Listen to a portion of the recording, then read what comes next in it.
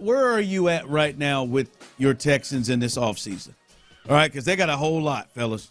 They got a whole lot that they can do. They got money, third in the league in terms of cap space available to use.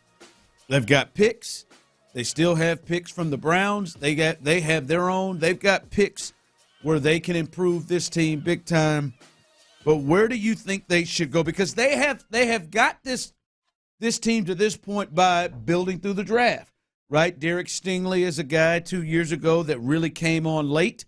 Has been a big piece for them. He's been their best corner and was the AFC Defensive Player of the Month late in the season.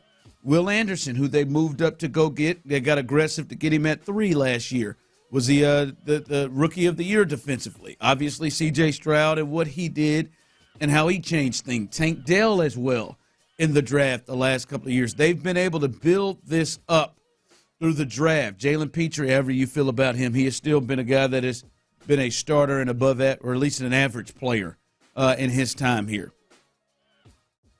Or do you think it's time to really use that money that they have available, not just to go and be aggressive and signing their own dudes they got, but they should be aggressive in trying to swing for the fences when it comes to free agency? You think the focus should be more on improving this team through free agency or through the draft? Where do you stand when it comes to the Texans this offseason? I think it's without a doubt free agency. I agree wholeheartedly with the promo that is playing of John Lopez saying talking about how big free agency is. Look, this team is at a point where you're wasting a year if you draft guys this year and hope that they develop in an offseason and half a season and hope they're playing like Will Anderson and C.J. Stroud. Hope you hit those. You get that again. Hope you hit those. Or if you sit around and you hope the Kenyon Greens,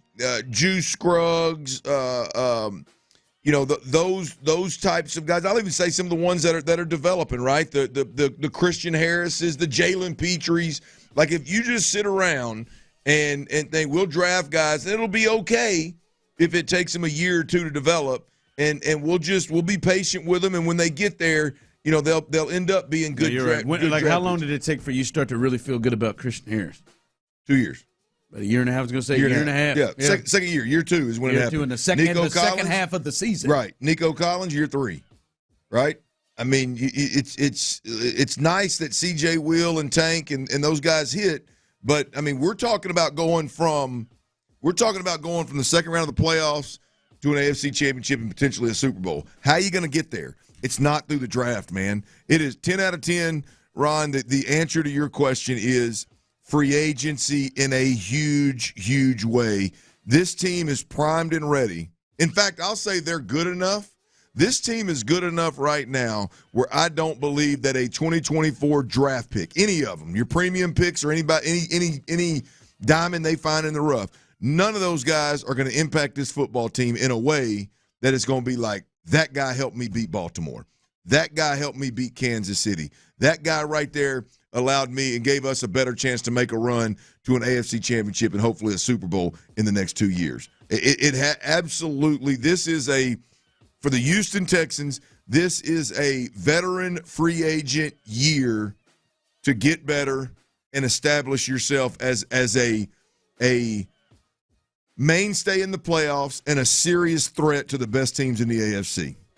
Yeah, someone texting, give me a top free agent on offense and one on defense and fill the needs in the draft is where this person wants to go. Swing for a player on offense and defense, and then fill the holes in the draft. I think the question off of that to really, pose to yourself is, if you're a Texans fan, do you believe they're realistic moves, right? Like, yeah, hell yeah. If you were to say, yeah, the Texans, they're going to add Justin Madubuike, they're going to add Mike Evans and Saquon Barkley.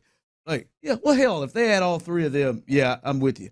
I don't know that is realistic that they're going to be able to do all of that. But do you think there are realistic moves in your mind that are absolutely doable where the Texans, you say, all right, they add that piece or that piece and this piece that's realistic that they can do and you say to yourself, all right, I'm ready to say they can compete to get to New Orleans. And to get to New Orleans, and that is going through the Bills, the Ravens, and the Chiefs, who I think are three teams that are at least right now definitively ahead of them.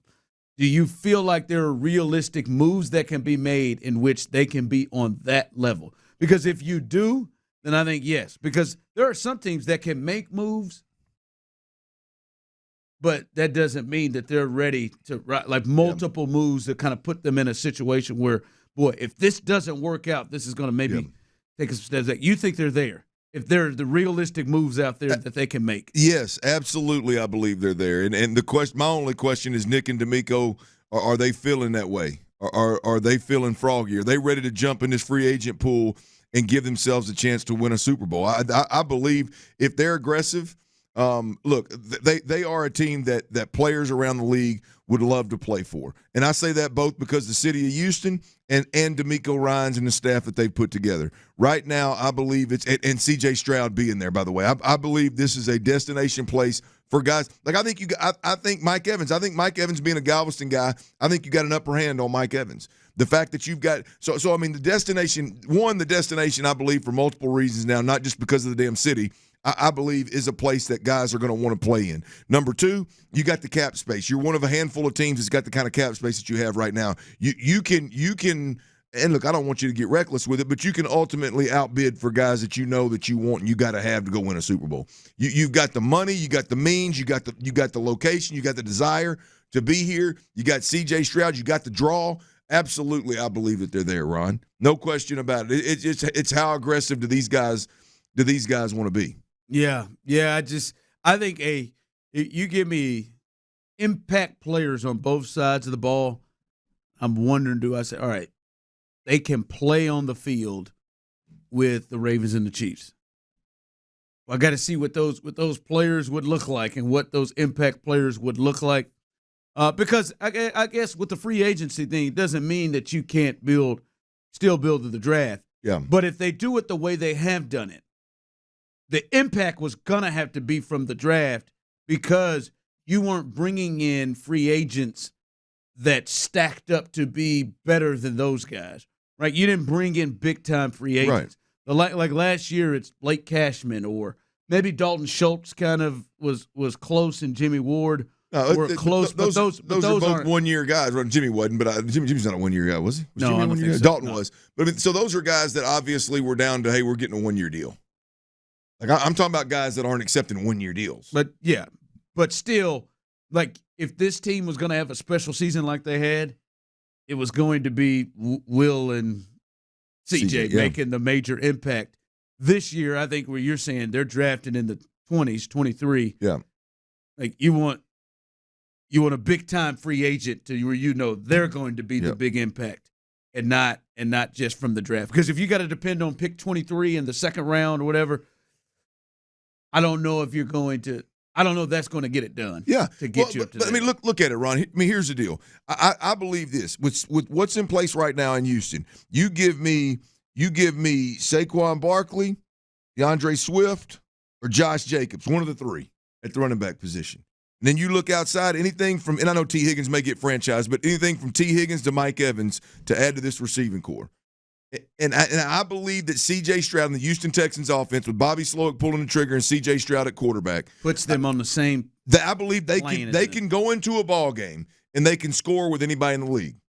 They can score with anybody in the league. Now, if you bump up against Kansas City's defense or San Francisco's defense or Baltimore's defense, then obviously you're going to get some help from your own defense. But when you put that guy, you put T. Higgins or Mike Evans, and then you put any one of those three running backs in the backfield, I believe you've got an offense that can keep up with anybody out there, and you play the offensive game, right? If you don't have the opportunity, or if D'Amico doesn't see it that way, which he probably doesn't, because he's mentioned he wants to add to the defensive front. Okay, add to the defensive front, and now you're a more balanced attack. You play better defense. You don't have to be as explosive on the offensive side of the football. I'm fine with that, but my point is you've gotten all the juice you're gonna get out of this damn mid-range free agent, good culture, good soldiers, everybody doing the right thing, do your damn job. You've got all the juice out of that squeeze you're going to get.